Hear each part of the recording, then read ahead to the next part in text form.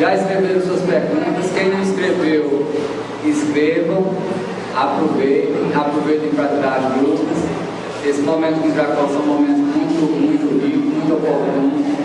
Não é preciso dizer que é a maior autoridade de magnetismo, não só do Brasil, como do mundo hoje. Começa a fazer o tratamento da depressão pelo magnetismo, naturalmente o gasto começa a arrefecer as suas descompensações.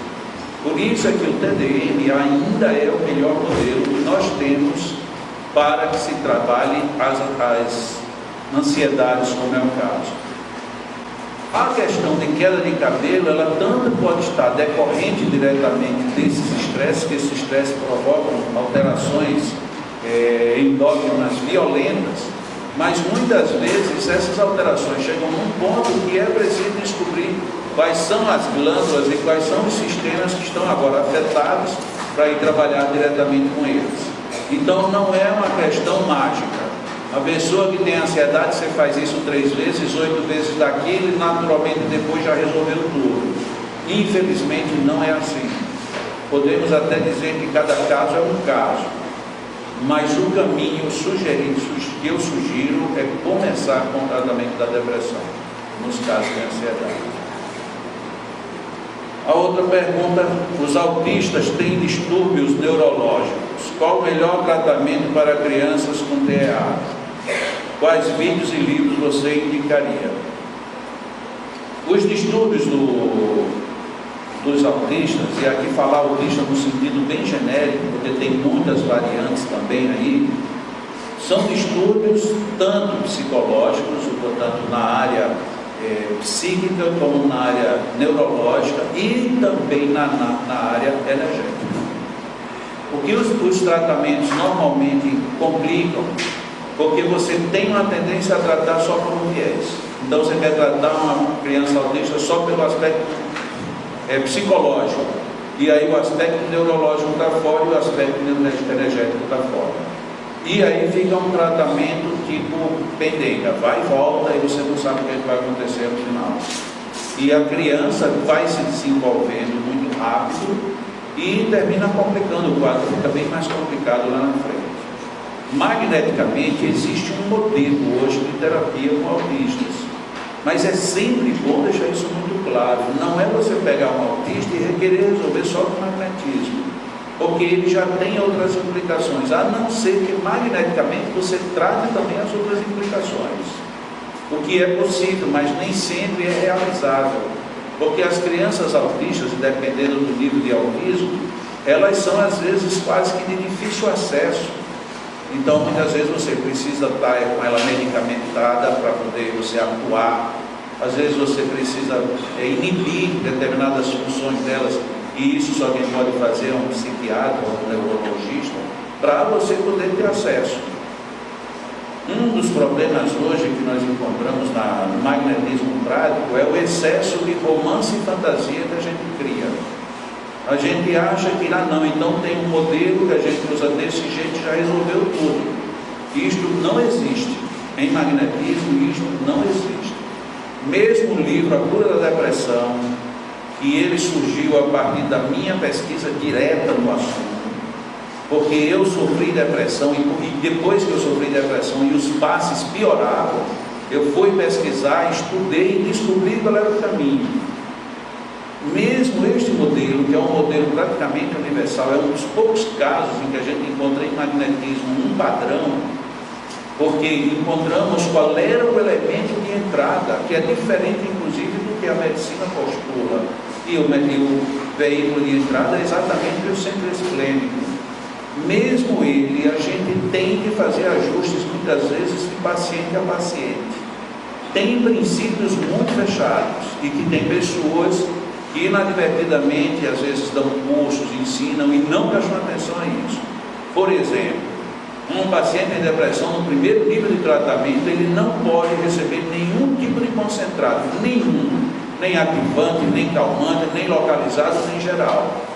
E de vez em quando eu me surpreendo, enquanto pessoas dizendo que estão seguindo o modelo do TDM do livro, e quando eu vou ver o que está anotado fazer concentrados. E isso é totalmente contrário, porque qualquer concentrado com uma pessoa com depressão, E isso distorce o próprio tratamento. Então, voltando ao que nós falávamos, no caso dos autistas, não temos um modelo tão rigoroso como o modelo do DDM. Não temos. Mas já temos um padrão relativamente seguro que foi elaborado, apresentado e inclusive evidenciado desde o primeiro M por Ana Vargas lá de Pelotas. E já teve casos ali fenomenais resolvidos. Eu sugiro que a pessoa que fez a pergunta, primeiro tudo, converse diretamente com a Ana. Só é entrar na minha página, pega o Jornal Vox, em todo o Jornal Vox tem artigo escrito por Ana Vargas e tem o e-mail dela. Então pegue qualquer Jornal Vox, vá lá, procure Ana Vargas, pegue o e-mail e converse com ela. Ela dá todas as informações que as pessoas precisam. E literatura específica não tem. Tem algumas literaturas que abordam, espíritas, tem um livro do Hermínio Miranda que trata de autismo, mas não tem esse viés magnético.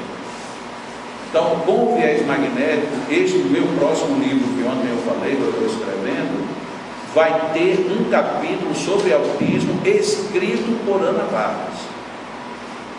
Então, este assunto vai aparecer pela primeira vez em um livro, que vai ser nesse livro que ainda vai sair. E fora disso, no próprio Jornal Vox, vocês têm vários artigos da Ana comentando a respeito do assunto. Em relação à água magnetizada, quanto tempo? Os magnetizadores clássicos, eles magnetizavam no mínimo por 5 minutos, mas 5 minutos era mínimo mesmo. Normalmente você, quando lê Deleuze, encontra Deleuze dizendo 1/4 de hora. 1/4 de hora são 15 minutos. Se a gente se lembra que Deleuze era um grande magnetizador, com um potencial magnético muito grande, ele precisava 15 minutos. Será que a gente tem um magnetismo maior do que Deleuze, que com 2 minutos a gente resolve? Essa é uma questão que a gente pode fazer cada um a si próprio. Então, se você está tratando uma doença séria, vamos pontuar aqui, um câncer, ainda mais um câncer em metástase, não queira fazer uma magnetização de 1 minuto, porque você não vai chegar onde você quer. Então, doe a energia que você tem que doar mesmo. Vá lá, mande brasa, não economize não. É preciso ter um local determinado? Não, é preciso que você esteja bem para fazer. Não precisa ter um local determinado. Nas casas espíritas tem. Se já tem um local que é para isso, se usa. Mas não é obrigado a ter um local exato para você magnetizar. E quanto à magnetização aos médiums que trabalham na desobsessão, é doando enquanto estão trabalhando ou quando acabam? Depende do que você queira. Se você quer que o espírito continue conectado e a mensagem continue, você vai ficar doando normalmente pelo numeral. Se a mensagem terminou, a interferência terminou e às vezes o espírito não consegue sair, aí você vai fazer específico numeral. Então depende do que você queira. E tem que ser todas as vezes? Não. Tem que ser todas as vezes que precisar. Quando não precisar, não precisa fazer. Vou fazer aqui um parênteses. A nossa água lá, a gente passa os 5 minutos, né, no tratamento do TDI pela Garembu, Pernambuco, no Joana de Andes. A gente passa 2 minutos e meio a magnetização com todos os magnetizadores e depois mais 2 minutos e meio individualmente. Esses 2 minutos e meio antes contam? Contam. As magnetizações coletivas, elas costumam ser qualificadas tecnicamente de magnetização genérica. Ela não é específica. Por isso é que as magnetizações genéricas, quaisquer pessoas podem fazer uso dessas águas. Não tem maiores sequelas. Mas quando você faz uma magnetização específica, ela também pede, de certa forma, essa parte genérica. Então você já fez uma parte.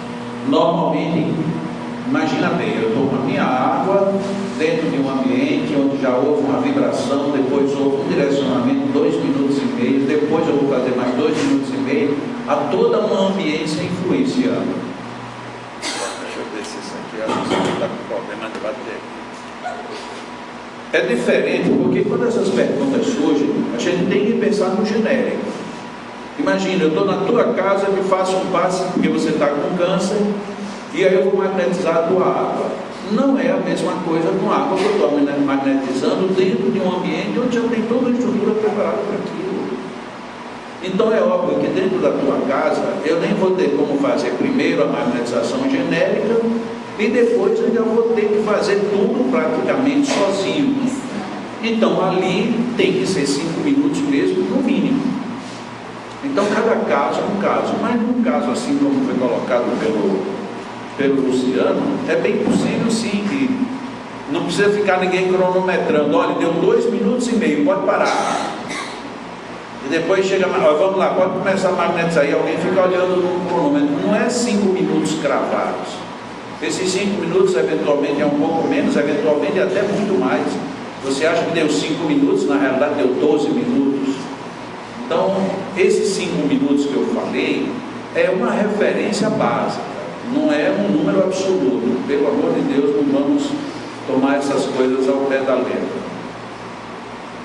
É possível aplicar passos à distância em qualquer patologia? É possível. Os efeitos eles vão ser observados.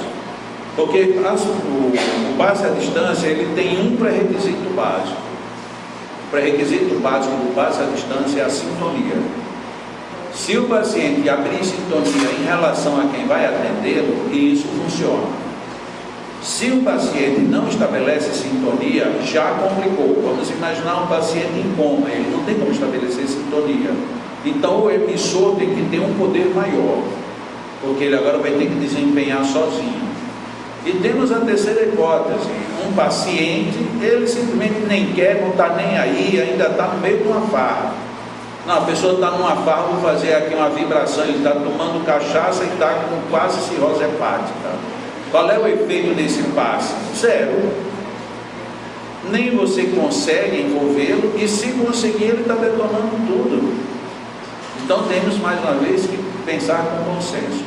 Quando a gente faz tratamento à distância, lá no Leão, o paciente ele tem que estar em sintonia. E não adianta ele fingir, não, eu vou escrever dizendo que estava, porque como é feito num modelo em que se envolve sonambulismo, é muito comum algumas pessoas dizerem que, olha, desculpa, mas quarta-feira na hora eu estava atendendo um cliente, não deu para me concentrar, quando eu olhei já era meio-dia. E aí lá no atendimento está lá na ficha, paciente não localizado. Se ele disser que estava em sintonia, aí a gente vai ter que procurar saber o que foi que houve. Foi falha de quem fez o atendimento ou ele realmente estava em sintonia? E muitas vezes a pessoa mesmo dizendo que estava não estando, a gente verifica depois, a pessoa diz, não, é realmente, agora que eu me lembro, eu me confundi. Inclusive com esse horário de verão eu estava, mas era já das 11 às 12, não das 10 às 11. Porque não foi localizado. Como tem esse viés sonambúlico, no nosso caso, às vezes a gente checa, não com essa intenção, mas a gente está lhe procurando, não lhe encontra. Apesar de que a gente tem teu endereço, tem teu nome, nem sempre isso é suficiente, você tem que estabelecer a sintonia. Imaginemos bem, no nosso caso lá do Leão, estou falando do Leão porque pelo menos eu estou falando de um caso real. Nós temos em média 40 pessoas a sendo atendidas a cada reunião de atendimento à distância. 40. No intervalo de 1h30. A gente pensa que é muita coisa, mas não. Divida aí 1h30 para 40, vai ver que o tempo é muito curto. Se para cada pessoa, ou a pessoa que for atender, tiver que fazer uma concentração, onde é que está, procura, vê aí o endereço, vamos lá no endereço. Não funciona, não daria tempo. Na hora que a gente achasse, já estava na hora do próximo. Então tem que ter uma facilidade. Qual é a facilidade? A facilidade é você que está no atendimento se sintoniza. É aquela situação, uma emissora de rádio, ela joga o sinal e você capta quando você entra naquela faixa, naquele dial. Se você não entrar ali, você não alcança e nem é alcançado. É mais ou menos isso. E muitas vezes esses tais de atendimentos à distância, a pessoa diz, eu fiz e não funcionou. O paciente sabia que estava fazendo? Não, ele não sabia. E onde era que ele estava? Eu não sei. E ele estava fazendo o que? Não, mas porque ele é protestante E ele não pode nem saber que a gente está vibrando por ele. Então ele é protestante, liga a ele que procure o pastor da igreja dele para rezar por ele. Não tem o porquê agredir uma coisa ou uma pessoa que não quer ser atendida. E ela, para ser atendida no modelo de atendimento à distância, a posição primeira, ideal, a primeira, você tem que estar na sintonia. Com isso, cai por terra aquela mania de muitas casas espíritas de ter urna, ter papel, ter caderno, que a gente põe ali uma relação de pessoas para os espíritos irem cuidar. É um negócio, convenhamos, de uma acomodação muito grande e de um resultado muito baixo. Tem centros espíritas, eu já presenciei, a pessoa traz impresso no computador páginas e páginas com nomes e endereços. Como é que os espíritos vão dar conta disso? Se essas pessoas não estão nem aí, ninguém sabe nem por onde elas andam. Então tem que ter essa premissa, estabelecer uma sintonia. Se não tiver sintonia, a partir daí eu acho que nenhuma patologia, nem mesmo um mal-estar resolve. Se você tem sintonia, aí acontecem coisas. E acontecem coisas verificáveis. Por exemplo, você tem um paciente numa UTI, todo monitorado. Na hora que começa o atendimento, os aparelhos lá começam a dar sinais. Um batimento acelerado diminui, um batimento que estava quase parando acelera, índice de oxigenação melhora ou piora. Você começa a perceber que há uma interferência. E a mesma coisa nos relatos das pessoas que estão em sintonia. Olha, me deu um sono, eu dei uma relaxada, de repente eu senti um tremor, um calor, um isso, um aquilo, neste local, naquele outro. Quando terminou eu ainda estava um pouco tonto, relaxei mais um pouco, daqui a pouco eu estava com uma energia que fazia tempos que eu não tinha. De onde veio isso? Do atendimento à distância. Agora, fazer mágica com atendimento à distância, eu particularmente não conheço. O efeito é o mesmo, depende, se você estabeleceu bem a sintonia, o efeito é o mesmo, mas é mais difícil, bem mais difícil. Você tem que ter um bom emissor e um bom receptor, mesmo considerando suas argumentações de que quanto mais próximo do voto, o efeito será melhor. Esta é uma outra questão. Estamos falando de passes à distância, ou atendimento à distância, e passes presenciais, são duas coisas distintas. Será que eu atinjo uma pessoa que esteja no Japão neste momento? Se ela estiver em sintonia comigo, eu atinjo. Se ela não estiver em sintonia comigo, fica difícil, mesmo que ela esteja na cadeira ao lado. Então a questão da distância não é somente uma distância física, é um distanciamento entre um e outro, onde o que vai vibrar são as conexões e não necessariamente a distância das mãos, o que é diferente do passe presencial. Complete, meu amigo.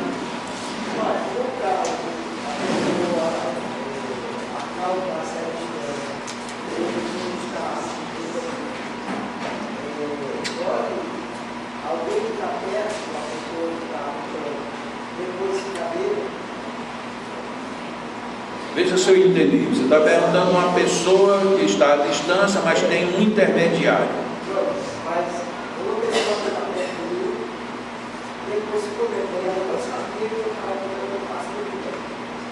Se pode ser atendido? Pode, porque... Pode, também pode. Assim como, você veja, o Barão do Poder, ele fez experiências muitas. Uma das experiências que ele fez, ele percebeu que tinha duas pessoas no mesmo ambiente, que uma repercutia sobre a outra. Sem ele dizer nada, ele pegou uma e colocou numa outra sala. E aplicou o passe nessa. E aplicou um passe com um determinado tipo de direcionamento. Você vai sentir isto. Quando terminou, ele perguntou, você sentiu? Não, não senti nada. Vai lá na sala, tudo que ele mandou para cá, quem captou foi o outro, que estava numa outra sala. E depois disso ele repetiu muitas vezes essa experiência, até que ele chegou numa experiência muito interessante. Ele colocava em fila pessoas, colocava 8, 10 pessoas numa fila e jogava o magnetismo no primeiro, com a intenção de atingir-os todos, e todos sentiam a mesma onda energética. Então, o que é possível é...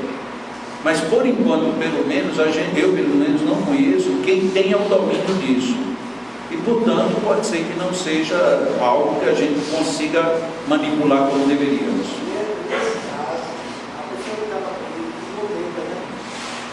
Eu não estou entendendo. assim, ficou bêbada. E eu não cuidava assim, rápido. Mas o domingo eu fui chamado para porque eu estava meio também. Nossa, quem foi esse magnetizador aí? A você que aplicou o passe, um passe alcoólico, vamos chamar assim.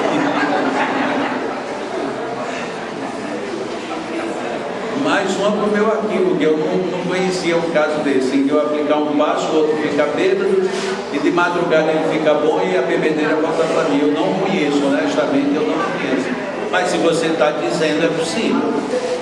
Mas eu não conheço. Ok, nos casos de aplicação do sopro quente em pacientes com tumor, e o recomendado que seja o mais próximo possível do tumor. Há casos de tumor na próstata, no reto, como devo proceder? O mais próximo possível. A regra não distingue que seja um lugar de bom acesso ou de difícil acesso. Se você vai fazer sopro quente mesmo, o ideal é soprar lá na região. Ou então você desenvolva com os concentrados através de circulares e resolva. É que nós somos terríveis. Parece que o tempo não passou nos nossos atavismos, né? A gente tem muita dificuldade de lidar com sexo e sexualidade. É impressionante. Se você abrir aqui um assunto sobre sexo, a gente vai ter discordância, vai ter gente que vai se retirar, vai ter gente que vai se inflamar. É um negócio sério. Aí, como é que eu vou aplicar um sopro quente na mama de uma mulher que está com um caroço cancerígeno? Do mesmo jeito que se fosse no braço. Porque o que é impressionante é que parece que o erro é nosso espírita. Sabe o que eu digo isso? Aqui nós temos 2 médicos presentes, pelo menos que eu conheço, temos 2. Se algum dos 2 fosse ginecologista, qual era o problema que eles teriam de pegar uma mulher e examiná-la por via baixa? Qual é o problema? Nenhum. Ele não é ginecologista? Qual é o problema das mulheres quando elas procuram um ginecologista? Nenhum. Mas se for um passe e você tiver um problema ginecológico e for um passista masculino, só ele não chegue nem perto. Você chega lá para aquele lugar, você nem olha, você fecha os olhos, pede a Jesus que proteja e manda um sopro à distância. Por quê? Porque você não pode chegar perto. O que tem aquilo? Então, às vezes a gente vive, desculpa a palavra, é uma palavra muito forte, às vezes a gente vive hipocritamente. Nós somos hipócritas, porque não tem problema. Vou falar com todas as letras: um ânus, um músculo, um cabelo, um calo, tudo é igual se você tiver olhos de harmonia. Cada uma dessas partes tem uma função objetiva dentro do nosso corpo. Agora, o excesso de puritanismo é que às vezes complica. Óbvio que por conta disso, muitas vezes você tem uma paciente, porque é uma coisa muito comum, paciente com câncer de mama, e a gente termina não ajudando magneticamente de forma eficiente. Por quê? Não, porque se ela tem um problema na mama, minha mão tem que chegar muito perto. Vai que alguém vê e vai pensar que eu estou pegando. Mas vamos imaginar, o câncer precisaria do toque. Qual era o problema? Inclusive esse é um dos problemas que colocam de novo contra o magnetizador. Como se os magnetizadores vivessem tocando as pessoas. Não, a gente toca muito pouco, mas tem casos que precisam. E na hora que precisa, o que você faz? Eu tenho uma filha, minha filha caçula do meu primeiro casamento, que agora no mês de janeiro ela chegou lá em casa com uma notícia muito ruim. Pai, eu estou com câncer, e um câncer muito grave. O câncer na região ali entre a vagina e o ânus. O câncer é complicado, sob todos os aspectos o câncer é complicado, até para fazer a cirurgia, para fazer o pós-cirúrgico, para tudo complicado, tudo. Pai, o senhor pode me aplicar um passe? Posso. E aí? Agora eu vou ter pudor, porque ela é mulher, apesar de que é minha filha, eu vou ter que ficar 10 metros de distância. Mas de jeito nenhum, eu vou fazer da melhor forma possível, no mais próximo possível e o que for necessário. Por que a gente às vezes se limita tanto no bem? Porque o mal fica insinuando o tempo todo que a coisa não é boa. Então agora estão usando também isso, estão dizendo que todo magnetizador fica pegando nos seios das mulheres. Eu não vejo isso, honestamente eu não vejo. Mas tem momentos, se você está querendo realmente, vamos supor, uma mulher está com câncer na mama, ela fez a cirurgia, o negócio já entrou lá no linfonodo, como é que é o nome? Linfonodo de defesa? Não, é vigilante, é um nomezinho assim, sentinela. Tira o linfonodo sentinela, manda fazer exame, o negócio está indo para metástase. Aí você vai fazer o que? Ele disse, não, mas é melhor a gente ficar aqui de longe. Então você não está querendo tratar a coisa. Olha, senhora, eu vou precisar passar a mão, não vou lhe apalpar, nem vou ficar lhe apertando, mas eu preciso fazer um concentrado muito forte. Pode ser até que eu preciso fazer um soro, me permita. Se a senhora não quiser, tudo bem. Não, aí você, quer querer ou quer não, você fez um acordo. E um acordo visando a recuperação na saúde. Qual é o problema que tem isso? Ah, mas se alguém vir, vai pensar. Sim, problema de quem vir, de quem pensar. É tanto que lá na nossa instituição, as nossas cabines são com cortinas, mas nenhuma cortina fica 100% fechada, até porque ela não tem tamanho para fechar 100%. Por quê? Para que ninguém diga que está fazendo nada escondido. Qualquer pessoa que está no público ou visitando, qualquer uma, pode se levantar e olhar lá na porta. Não existe a menor proibição de ninguém ver o que está sendo feito. E a gente fecha uma boa parte por uma questão de reserva do paciente. Mas isso não quer dizer que a gente tenha o que fazer, não faça. A gente faz. Afinal de contas, o que importa é a terapia. Porque senão nos hospitais, e aí eu vou voltar para aquele ponto que eu estava, nos hospitais não haveria cirurgia, toda mulher só poderia ser cirurgiada por outra mulher, e todo homem só poderia ser cirurgiado por outro homem. Em que mundo a gente ia cair com esses absurdos? Então o magnetismo, enquanto veículo terapêutico, também pede que em determinadas circunstâncias a gente trabalhe como deve ser feito. Então a pergunta, e se a pessoa tem um câncer de reto, tem um câncer de próstata, ou tem um câncer de mama, ou tem um câncer, um tumor numa vagina, você vai fazer o quê? Vai fazer o que deve ser feito, a não ser que você não saiba, a não ser que você não queira, ou a não ser que o paciente não permita. Fora disso, faça o que tem que ser feito, não temos muito para onde ir. Uma pessoa depressiva fumante que não consegue largar o cigarro, o que fazer? O tratamento TDM dá certo? Para a depressão, ele independe de você fumar ou não. Agora, que o fumo vai lhe enfraquecer no genérico, vai. Então o fumo é ruim. Mas a pessoa não quer de jeito nenhum. Mais uma vez eu vou me socorrer dos médicos. Você chega no hospital embriagado, passou mal, caiu, não sabe nem quem é seu nome, de tão embriagado que você está, você chega no hospital. O médico, ele não pergunta qual é a sua religião, de onde foi que você veio, nada. Ele vai dizer, bom, embriagado nesse nível eu não posso te cirurgiar. Vou já dar uma injeção aqui para queimar um pouco seu excesso de álcool. E a hora que você tiver no mínimo possível, eu vou fazer tudo o que você precisa. Ele não pergunta se você vinha na contramão, se você foi irresponsável. Ele não quer saber. A obrigação dele é curar de você. E ele faz isso. Se nós colocarmos aqui em termos religiosos, o médico, por definição, ele não é naquele momento um homem religioso, ele é um profissional. O fumante, e ele está fazendo mal para ele, está fazendo mal para ele. É óbvio que ele pare de fumar, mas se ele não parar, faça a sua parte.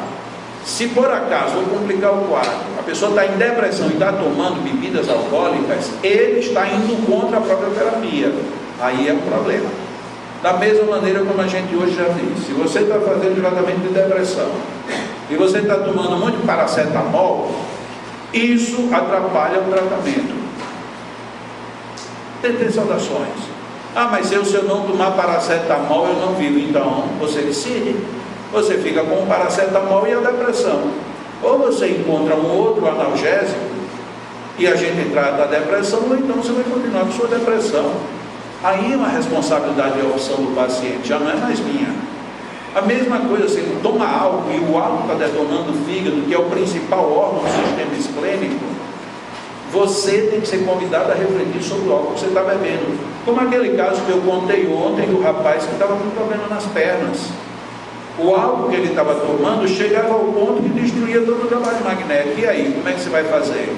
A gente continua, mas para você ficar bom, você vai ter que parar de beber. O que é que você decide? Vou parar de beber. Então, é uma circunstância. Eu tenho uma irmã, meu pai morreu por canto muito cigarro. Meu pai morreu por excesso de cigarro. E os últimos anos de vida dele, ele sofreu muito, porque pulmão sem funcionar é uma desgraça. E minha irmã fumava muito.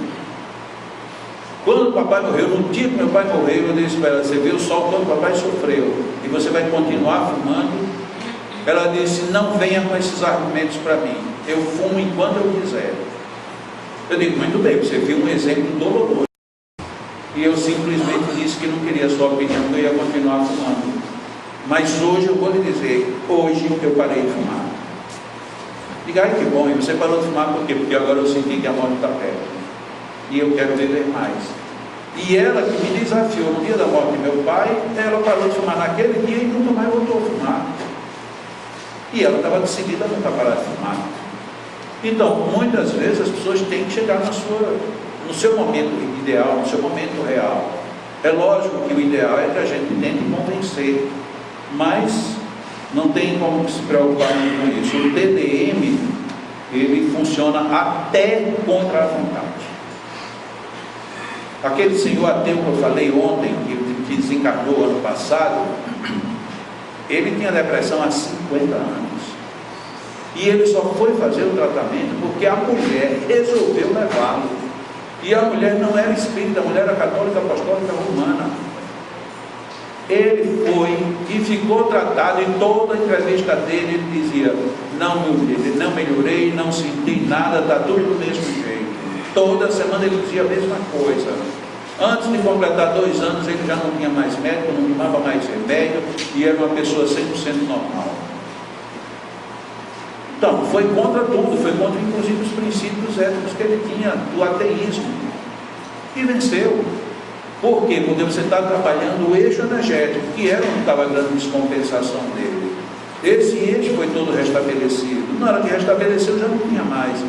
Mas se ele tivesse outras complicações, teria ainda que se trabalhar as outras complicações. Então, o fato de você ter, fazer, não fazer, influi. Se você me pergunta, e uma pessoa fazendo o tratamento com fé, tem muito mais possibilidades. Mas a fé sozinha também não resolve. Por quê? Porque a gente encontra muitas pessoas de fé, pelo menos que dizem que tem, e não se curam. Como é que a gente explica uma pessoa com fé que não se cura? Será que a gente para pensar sobre isso? Aí a gente deveria fazer uma recorrência às ideias reencarnatórias. Eu pedi para na próxima reencarnação passar por isso. Eu preciso passar por isso. Isso é um acordo que a gente faz antes de nascer. E aí você chega com determinadas deformidades, você vai buscar solução, vão chegar todas as soluções, corrigem todo mundo, menos você. Porque você pediu para ser assim. Então você estabeleceu uma matriz com aquela alteração. E você protege ela de tal maneira que ninguém consegue acessar. A não ser que ao longo do caminho você peça autorização para alteração. Essa disse: nossa, mas eu tenho tanta fé, eu consigo tudo. Tudo que eu quero eu consigo. Menos isto. Por quê? Está marcado. E não está marcado porque Deus ficou com raiva de você e mandou para você de sofrer, não. Você escolheu passar por aí. Teve uma pessoa que levantou a mão quando eu estava falando com depressão? Sim. Você falou da impacto do socorrente, no caso, que é uma área, né, genética e tal. Mas eu vi uma vez na semana, lá em Campina, a hipertermia, eu conhecia.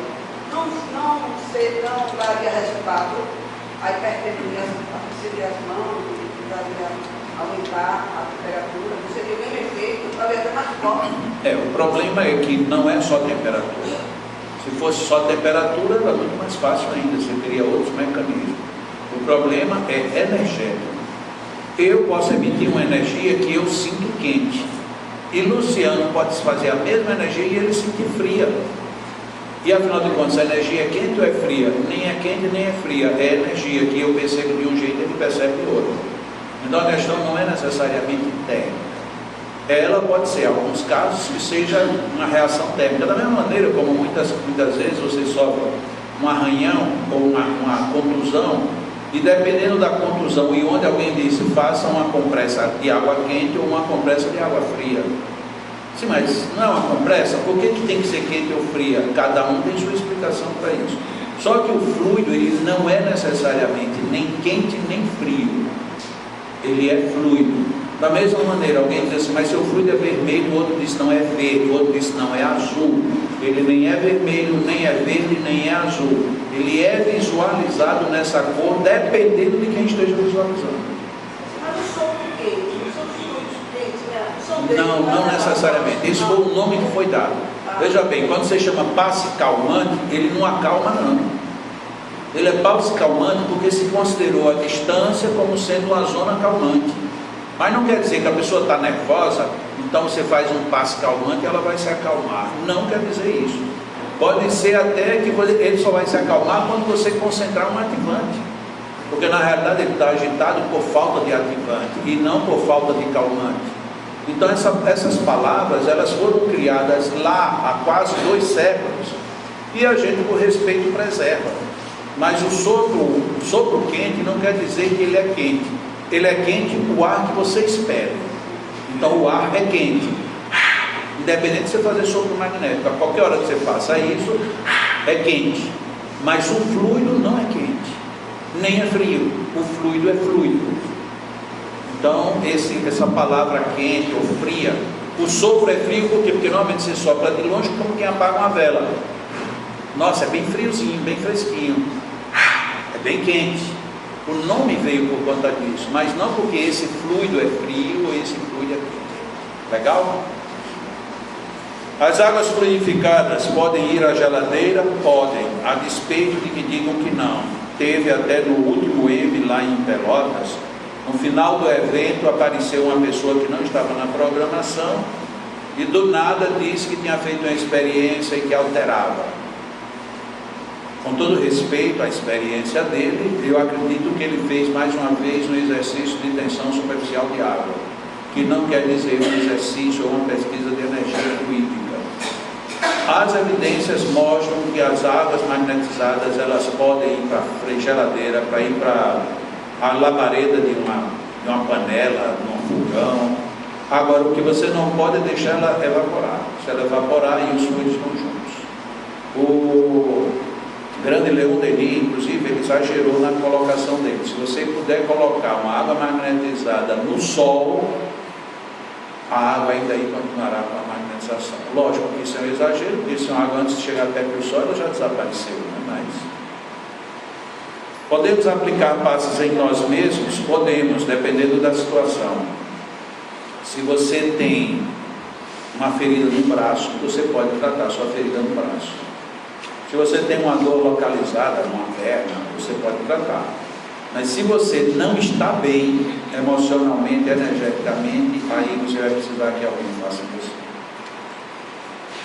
Como você considera o automagnetismo? É a mesma pergunta. Como saber a nossa força magnética? Aí o ideal, a condição ideal é você participar de um grupo onde a gente se observe uns aos outros, para a gente poder fazer uma avaliação, não pelo que você sente, mas pelo que é consequente do seu passe. Tem muita gente que acha que tem muita energia, porque quando faz um passe, sua muito. Sim, você transpira muito, isso é uma coisa, você ter muita energia é outra coisa. Tem gente que transpira exatamente quando usina, então é direto. Mas tem gente que pode estar no maior fogareiro do mundo e não transpira uma gota, então quer dizer que ele não tem energia? Tem. Às vezes a gente pega uma pessoa magra, assim, você não dá quase nada para ela, a bomba atômica da energia. E às vezes você pega umas pessoas gordas, fortes, bonitas, né? E também tem energia. Então, não tem um padrão que você olha e diga, fulano tem muita ou pouca. É na prática. Na prática que a gente chega lá. Pronto, Vera tem energia, só que ela vive se escondendo. Diga, Vera. Não, veja bem. Mas existe, por exemplo, sabe? Eu conheço pessoas que, quando estão aplicando a energia, as pessoas sentem um enorme calor. Elas sentem. Sim. E as pessoas sentem também um enorme calor. Também ainda tem as duas hipóteses. Se eu estou muito quente, ao ponto de transpirar e estou muito perto de alguém, você pode sentir a minha emanação térmica. Primeira coisa. E a segunda coisa, sim, independente de transpirar. E a segunda coisa é a forma como você interage com essa energia.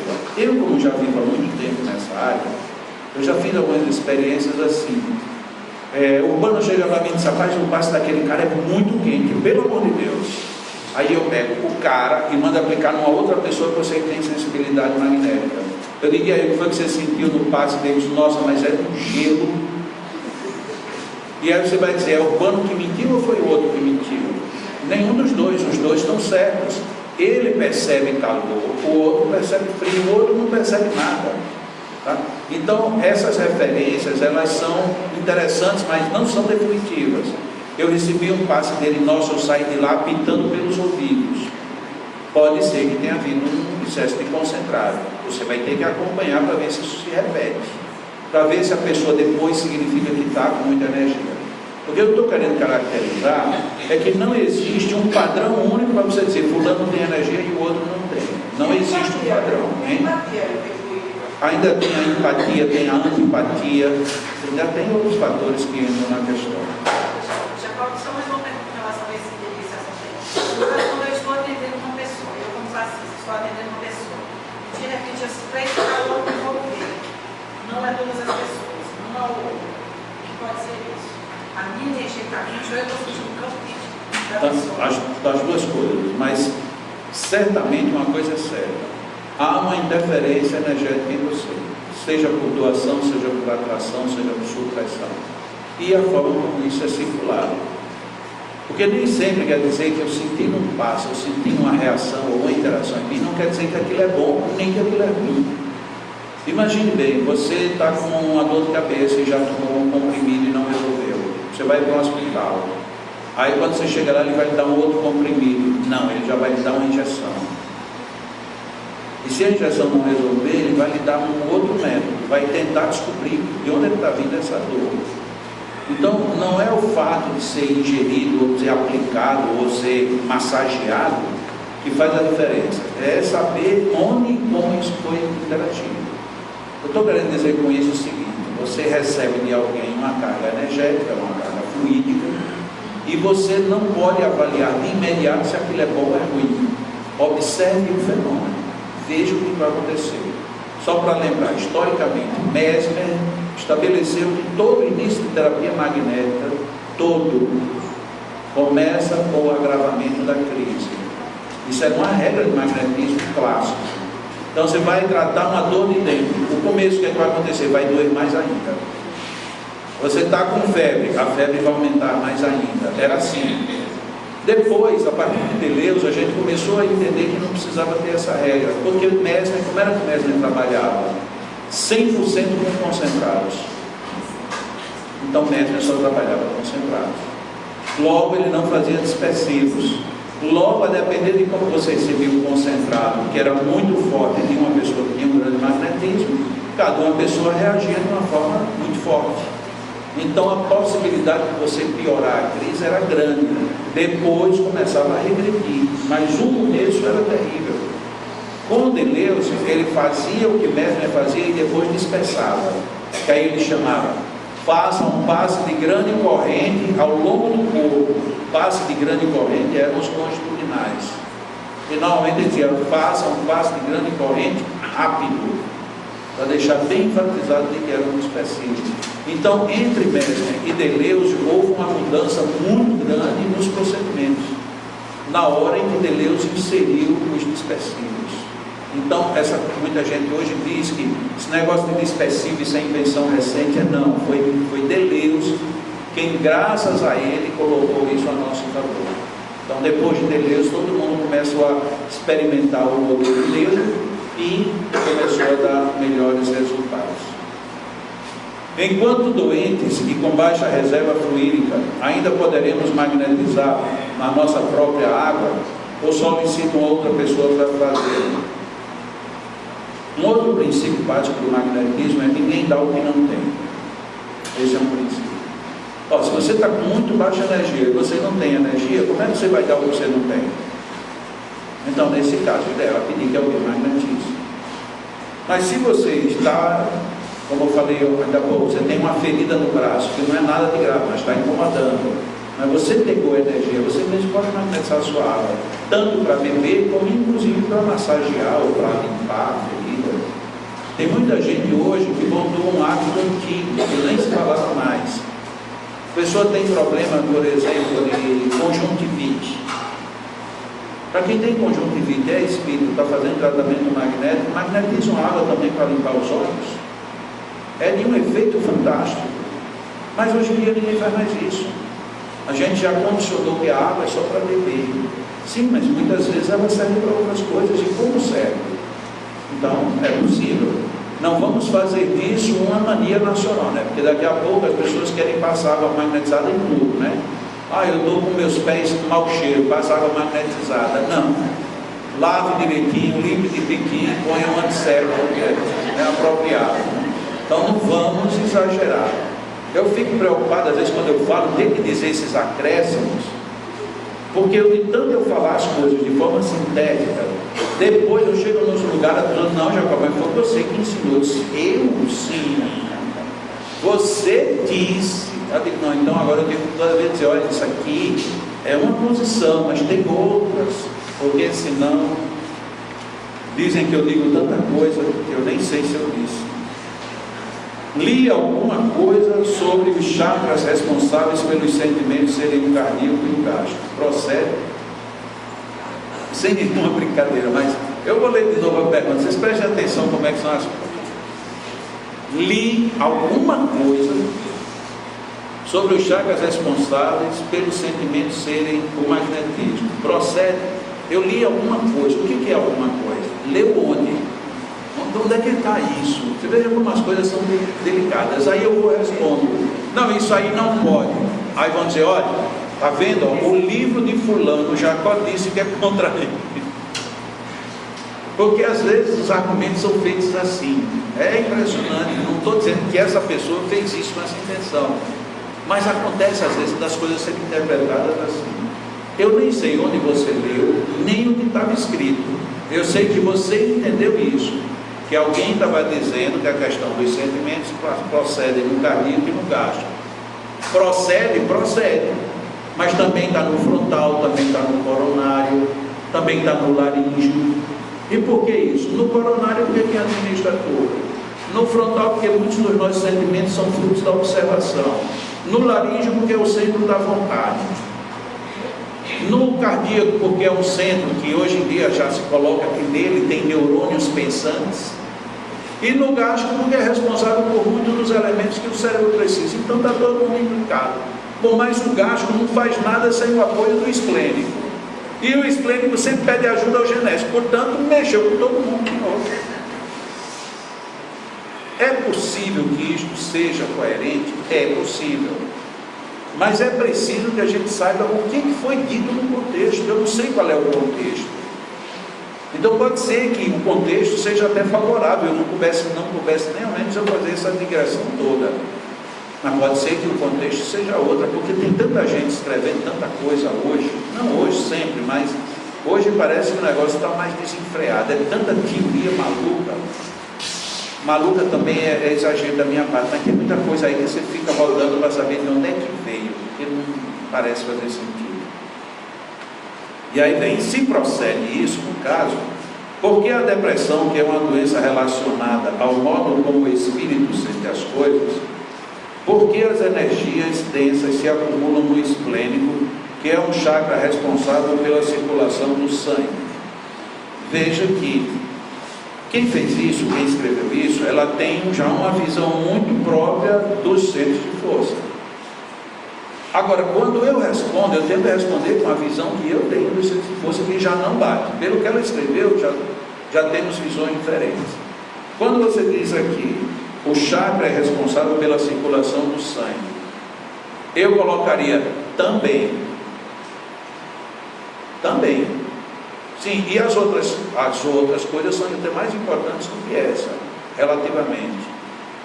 O esplênico ele é responsável pela administração direta do pâncreas, do fígado, dos rins e das glândulas suprarrenais. Direta, administração direta, reta. Indireta, corrente sanguínea, sistema linfático. Indireta, no mesmo plano, sistema imunológico. Ah, mas o sistema imunológico a gente tem a tireoide, nós temos o timo, ele só está com as glândulas suprarrenais. Como é que você pode dizer que o esplênico administra tudo isso? Porque tudo que acontece no organismo, tudo obrigatoriamente tem que passar pelo sistema esplênico. E é nesse sistema que passa ou não passa. É como se fosse o teste para o próprio organismo, para a própria vida. Então, na hora que você está dizendo que o chakra é responsável pela circulação do sangue, ponto, se eu responder a você com o que eu imagino, dentro do que você imagina, a gente não chega num acordo. Porque a minha visão de centro esplênico é muito maior do que apenas administrar o sangue. Por isso é que quando eu falei ainda há pouco, se você toma muito paracetamol, não sai da depressão. Por quê? Porque o paracetamol detona o fígado. E o fígado é o principal órgão do sistema. E na hora que você fecha esse sistema, não filtra mais nada. Esse é um problema.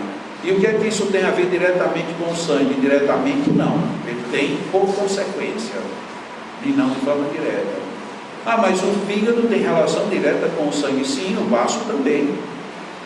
Os rins também, porque se os rins não filtrarem, para onde é que vai o sangue? Então, não tem, às vezes, como a gente olhar de forma independente.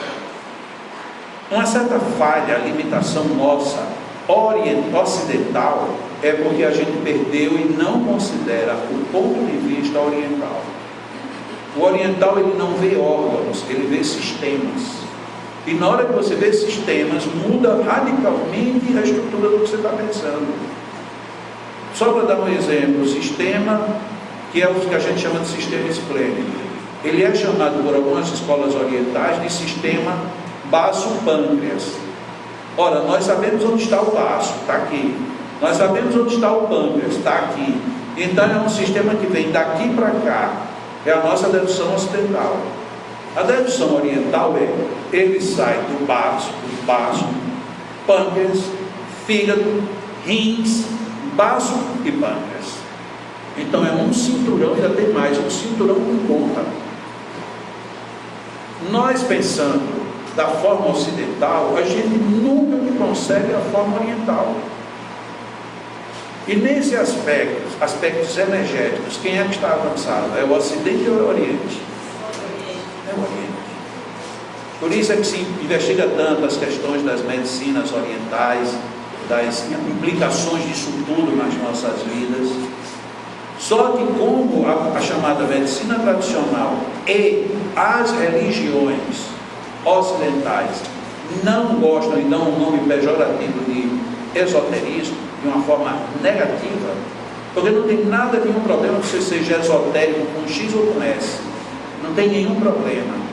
Mas de repente, se você fala no meio espírita de algo esotérico, você já está fora, porque parece que a gente não pode considerar as possibilidades que a gente aprende nas outras escolas. É fazer agora um mergulho, colocar tudo de fora aqui dentro? Não. Mas tudo que é bom de lá e que está bem evidenciado, por que a gente não usa? Qual é o problema? No livro A Cura da Depressão, eu dou a explicação de que, inclusive foi uma explicação vinda de uma psicóloga lá de Mato Grosso do Sul, quando ela me questionou, Jacó, então quer dizer que o sistema esplênico é o sistema filtro? E quando ela disse aquilo, eu disse, nossa, é essa a explicação mesmo. Não é que todos esses órgãos sejam filtros, mas de certa forma a gente pode considerar como sendo o sistema esplênico uma grande peneira. Tudo tem que passar por ali. O que passar, passou. E o que não passar, congestionou. E aí a gente começa a congestionar esse sistema esplênico com algumas energias impróprias. E aí vai bloqueando o sistema. Como ele precisa ser alimentado, ele não consegue se alimentar sozinho, aí vai se alimentar do genésico, vai se alimentar do gástrico e assim sucessivamente. Esse é o problema. É até bom que a pessoa não esteja identificada para ela não pensar que eu estou sendo duro com ela. É porque como a forma como foi colocada deixa assim parecendo um conflito entre doutrinas, e não é um conflito entre doutrinas nem entre pessoas. São formas com que a gente vê, conhece, percebe e até trabalha os órgãos e sistemas. Okay? Eu estou falando essencialmente como é que nós magnetizadores trabalhamos. Temos um nosso amigo ali, que ele é acupunturista. Ele tem uma visão totalmente diferente. Está errada a visão dele? Não, está perfeita. Na acupuntura. Eu não tenho como dar opinião em acupuntura, nunca fiz acupuntura. Como é que eu posso dar opinião para dizer que o modelo que ele usa é melhor ou é pior? Eu não sei. Se chegar aqui um ginecologista e quiser discutir comigo sobre como é que se dá o sistema interno das mulheres e tal, eu não vou discutir porque eu não estudei. Muitas coisas caiu quase que no ridículo, de tão desnecessário que é. E depois, porque se quis fazer amuletos, e aí caiu num outro campo que já não era bem o campo interessado ao magnetismo do qual a gente está falando. Mas poder pode, não há uma proibição. Agora é melhor a gente usar de bom senso. Porque se eu posso magnetizar a água, por que eu não posso magnetizar o remédio? Ontem eu dei o exemplo do caso aqui no Hospital do Câncer. Se aplicava o magnetismo diretamente nos medicamentos. E eu vivi uma situação bem crítica. Quando a minha mãe estava prestes a desencarnar, ela estava com uma síndrome, ela estava com uma crise aguda de leucemia. Ela já estava ali para mais ou menos no 10º dia no hospital. Quando eu cheguei no hospital, e o médico-chefe da UTI me disse: olha, aconteceu algo não muito agradável. Sua mãe fez uma dupla pneumonia. Quer dizer, o quadro dela já não era bom, mas ela me faz uma dupla pneumonia. E aí eu fui, como eu fazia visita à minha mãe, porque era minha mãe, a minha visita para ela era uma visita religiosa. Por quê? Porque sempre tinha limites de visitantes, e como eu podia ter a prerrogativa de fazer visita religiosa, então eu era uma pessoa a mais a visitar. E com a vantagem de que eu tinha mais tempo. Enquanto as visitas tinham meia hora para 3 visitas, eu tinha o tempo que eu quisesse como visita religiosa. Então eu usei bem direitinho isso, mas só que eu usava o tempo todo aplicando passes. Né? E eu cheguei e fui aplicar os passes na minha mãe, no pulmão, para ver se resolvia a questão daquela pneumonia, e depois de eu ter aplicado ali uns 15 a 20 minutos, não acontecia nada. Eu dizia: meu Deus, então minha mãe vai embora agora de pneumonia, já não é mais da leucemia que vai levar minha mãe a pneumonia. E eu estava meio desesperado. Quando eu olhei para as máquinas, então ela estava com um tubo de oxigênio, com aeração, e estava com os tubos dos medicamentos, tudo ligado, né? Aí eu digo: então por que eu não magnetizo direto? Em vez de magnetizar por fora, por que eu já não mando o fluido direto para o órgão? E aí eu comecei a magnetizar a saída das 2 máquinas, e depois eu magnetizei tudo que ela estava recebendo nas veias. Né? Então eu fiz ali mais uma meia hora de magnetização daquilo tudo e fui embora. De tardezinha voltei, fiz de novo mais um pouco e fui embora. E no outro dia, quando eu cheguei, o médico me chamou: já vem aqui, eu quero mostrar uma coisa. Eu pensei até que ela tinha morrido, porque o quadro dela era muito grave. Ele disse: vem cá. E ele chegou e me mostrou: olha, o quadro da tua mãe ontem era esse. E aí estava lá os 2 pulmões, ele mostrando o raio-x. Os 2 pulmões totalmente tomados. Ele disse: e o que a gente fez hoje de manhã é esse aqui.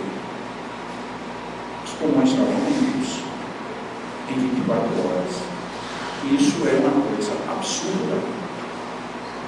Ninguém consegue limpar pulmão de pneumonia em 24 horas. E ela estava com os 2 pulmões limpos. Então, como é que foi isso? Deve ter feito alguma repercussão se eu aplicar diretamente. Mas o que foi definitivo foi a aplicação na saída das máquinas e no próprio remédio que ela estava tomando. Então eu tenho também isso, não só por saber de muitas formas, mas pela própria experiência. É fenomenal. É algo que parece que não existe, mas existe e existe muito. Quais os riscos para o magnetizador? Ele ficar com um problema na própria energia. O maior risco do magnetizador é ele entrar em fadiga fluídica. Isso eu falo desde o primeiro passo. Na época do livro Paz, eu não conhecia ninguém com fadiga fluídica, mas eu sabia teoricamente que era possível. Por quê? No livro dos médiuns, Allan Kardec, quando define os tipos de médiuns escreventes, ele coloca que os médiuns escreventes velozes, para eles psicografarem de forma veloz, ele precisa liberar um fluido dele que envolve o próprio braço e o espírito se utiliza para dar velocidade. Aí Allan Kardec, sem ter por que, coloca: isto muitas vezes lhe gera fadiga. Eu digo, olha, se eu tiro fluidos para meu próprio uso e eu entro em fadiga, então a possibilidade que eu tenho de tirar fluidos meus e doar para os outros também pode gerar fadiga. E depois foi complementado quando ele fala lá no Evangelho segundo o Espiritismo, item 10 do capítulo, agora eu vou me lembrar o nome do capítulo, acho que é Dai de graça que de graça recebestes, é isso mesmo. Item 10, ele coloca: se há uma mediunidade que se deve usar de uma maneira mais religiosa, mais santa, é a mediunidade de cura. O médico, porque dá da sua vida, dos seus esforços e dos seus estudos, e o magnetizador, que dá os frutos de sua própria vida, podem pôr preço. Eu digo, peraí, para Allan Kardec ter dito isso, ele deve ter chegado numa lição muito furiosa. Alguém pode até cobrar, porque você está dando de sua vida. Então você não está não dando, você está dando. E se você está dando, e isso é uma coisa que é vital para você, se você passar por determinado limite, vai fazer falta. E aí, depois que eu escrevi o livro Passa, começou a aparecer casos que chegaram até a minha pessoa, de pessoas com fadiga fluídica. O Wanderson, inclusive, daqui no próximo ano, ele vai apresentar um caso que envolve fadiga fluídica. Fadiga fluídica é o excesso de energia que você perde sem tempo suficiente para você se recuperar. E que Allan Kardec também definiu. Eu acho impressionante porque está tudo em Kardec. Allan Kardec diz assim: se você usou as suas energias, depois de uma noite de repouso, você está refeito. Muita gente lê isso só nessa feição direta. A feição indireta dessa leitura é o quê? Se você fez um abuso de suas energias, teve o repouso noturno e não acordou bem, é porque você passou do limite. Essa é a leitura que a gente tem que fazer. Porque a regra é você tem que usar de tal maneira que você repousando no outro dia você esteja bem. Esse é o padrão. Se você saiu desse padrão, alguma coisa está fora do normal. Que é quando acontece a fadiga fluídica. E aí quando você tem fadiga fluídica seguida, aí você tem dor nas articulações, às vezes você tem inflamações nas articulações, e o pior de tudo é que você faz exames laboratoriais e não acusa nada, a não ser que você já tenha artrite, artrose ou qualquer coisa do tipo. Então não acusa. A fadiga fluídica, ela leva você a quase uma imobilidade, a quase um atenjão, se você não tratá-lo. E ele é caracterizado por perdas de fluidos. Quando se é magnetizador espírita, leu, se estudou, a gente sabe onde é que está mais ou menos a solução. O problema é que quando isso acontece fora da religião, fora do meio espírita, em meios profissionais que ninguém explica nada disso, o que se faz? Não tem o que fazer. Muitos psicólogos entram em fadiga fluídica e têm que largar a profissão, porque não conseguem mais se recuperar. Por quê? Porque é uma recuperação energética. E aí você tem que se socorrer de um método magnético, seja no próprio magnetismo, seja nas outras relações que o magnetismo tem em outras ciências. Pessoal, vou pedir autorização para a comissão na mesa dos espíritas de Pernambuco para poder divulgar essas perguntas e respostas no meu canal no YouTube. Então vocês acessam lá, Luciano Fábio Vieira Gomes, se puder se inscrevam. E uma lição, a mais recente demonstração de TDM. A mais recente demonstração de TDM. Tá no meu canal e vocês podem dar uma assistida antes do próximo final de semana, que vai ser a prática, então já dá para vocês ter uma ideia aí. Luciano Fábio de Oliveira Gomes. O Tacacomelo, PDM, acho que aparece ali o pé.